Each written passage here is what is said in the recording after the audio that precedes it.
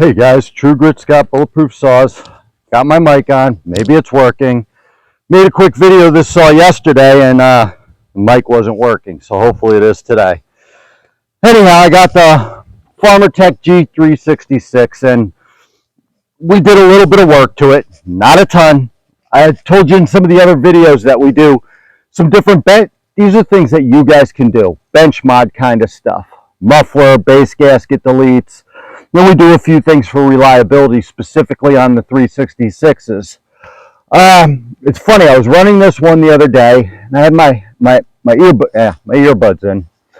Had my earbuds in, and I'm running it, and I have music on. I put my earbuds in, and I'll put earmuffs over them so I could listen to music. And I could hear the saw, but, you know, so much. And I'm cutting away, and it's cutting real good. And I'm, you know, jamming out. It's cutting super good. And then a little thing in the back of my head, hey, that's cutting super, super good. Okay, whatever, yeah, good, nice. It's cutting super, super good. And something in the back, hey, that's cutting super, super good. And sometimes, you know, I'll tease people, you know, saws run super, super good right before they blow up because of an air leak. That's not what was happening there, guys. So I'll tell you the rest of the story.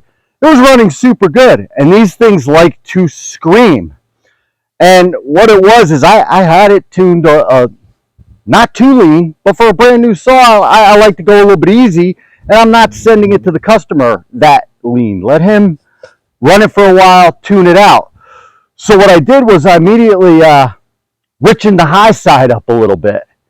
And then I run it, it's running good still. It's running nice. I'm not screaming the way I was, but it's running nice.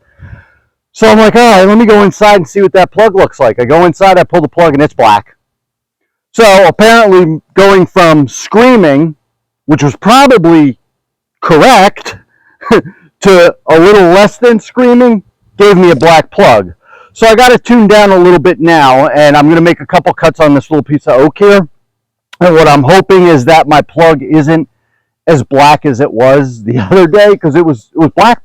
Like, I actually swapped out the plug, didn't even clean it off. I'm like, I'm just putting a new plug in this. The other thing I did was I didn't like the way the decomp was acting. I'm always suspicious of decomps, and maybe I'm hyper suspicious of decomps because of that. But as soon as I see something not quite absolutely perfect, I don't think these saws need a decomp anyway, so I plugged that. The other thing that I did, and it hasn't caused me a problem yet, was I made sure that the coil gap was pretty tight. It could go a little bit tighter, but I tightened that up a little bit. And here's one of my things with the 360s, the G366 and even the OEM 361. What I've found is that this is one model of saw that I found on both of them, the OEM or the clone, they will start in reverse once in a while. This saw hasn't done it to me yet, and when I tell you they start in reverse once in a while, it might be 1 in 40 times, 1 in 50 times, might be 1 in 200 times. It's kind of a random thing. I suspect it may be something to do with the timing, maybe being advanced. Don't know exactly, but once in a while the saws start in reverse, you'll hit the throttle, it won't sound right, and your chain will be spinning backwards. The big fix to it is shut it off, restart it, and it probably won't do it for another 100 pulls. But like I said, I've had that happen in both OEM and in clone saws, so take it for what it's worth. Anyhow, I ran this for a couple cuts over there. I didn't think I had it tuned crazy. I'll just make a couple cuts. This can't be a long video. I don't think I have room on my phone because I got a bunch of videos on there with no sound on them. Anyhow, I'll put my earbuds in, start her up, make a couple cuts. It's a 20-inch bar.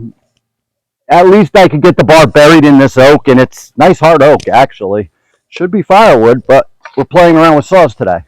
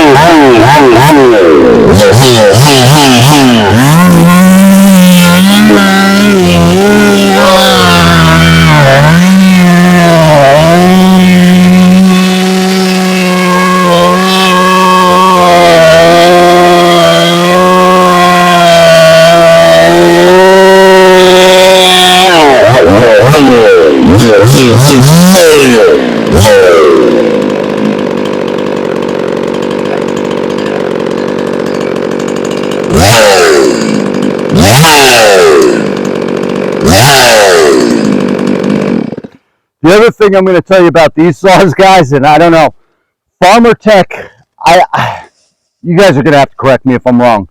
I believe Farmertec consolidated the SKUs on the 361 and the 460 oiler, and I believe that these have 460 oilers in them. The reason I'm saying that is, the reason I was flipping it there at the end is I could see the oil coming off the bar, and I could probably turn this down. The end user is going to run it with an 18-inch bar. That's a 20, so it'll be even more oil on that bar, and it's a lot of oil on this bar. It's keeping my chain awfully clean, though, so it's kind of nice from that perspective. So what I think that they're doing is they're just going to sell you one oiler, and you got an oiler that oils like crazy. Either that or they're the best 361 oilers I've ever seen. But I'm pretty sure they consolidated the SKU. There's one SKU, it's the 460 oiler. It fits the 460, a couple other models, also the 361. Anyhow, these are dynamite saws with a little bit of work and a little bit of mods. It's lighter than a 440. With a 20-inch bar, it's going to cut with most 440s you're ever going to run, if not beat it. Obviously doesn't have the grunt of a 440. I'm not saying it does.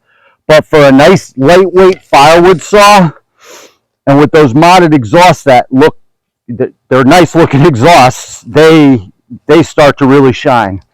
Anyhow, guys, True Grit Scott, Bulletproof Saws, and Bluesaws.com. Thanks for watching. Stay safe. Maybe we have sound this time. Not that you really want to hear me.